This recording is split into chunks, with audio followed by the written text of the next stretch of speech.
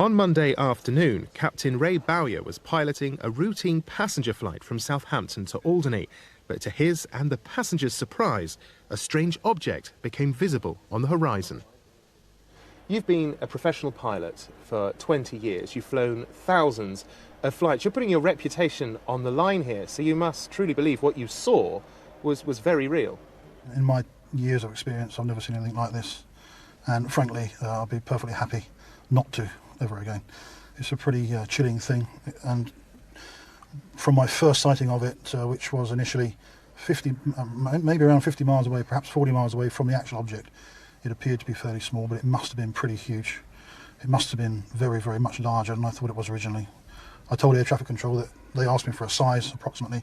I said about the size of a 737, perhaps twice the size. But in reflection, seeing this object from about 40 miles away, it must have been very, very much bigger than that. Perhaps maybe a mile across, perhaps. Were you scared?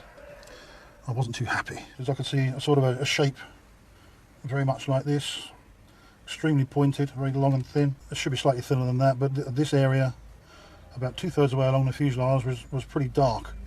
This was very brilliant yellow, very golden yellow, and very dark in this area. Now, what's particularly interesting about this case is that not only did you see it, but your passengers saw it, and indeed radar picked it up. Can you tell me about that? I saw Ray turn around and talk to someone behind him while we were flying. Now, it wasn't worrying from the standpoint of flying, but it was unusual. And he was gesturing to something down below. I pointed it out to John. He had to lean across me to be able to see it. It was like that. Ray, why didn't you bring this to the attention of your passengers? I mean, normally when a pilot sees something of interest, he says, if you look out to your left, you'll see... Yeah, New York. Right, you know what I mean? It was a little bit far away from me.